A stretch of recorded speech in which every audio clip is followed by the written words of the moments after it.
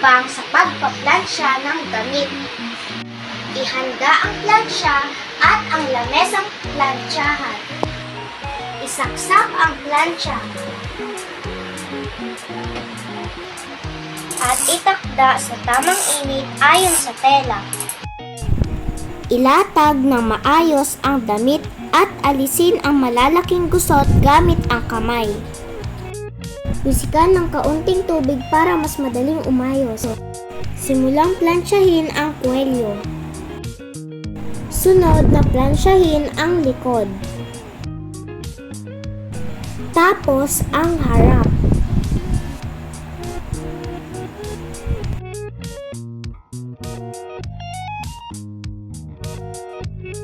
Dumako naman sa manggas. Plansyahin ang magkabilang side ng pantay. Plansyahin ang laylayan at gilid ng damit. Isabit agad ang damit pagkatapos plansyahin para hindi na muling magusot.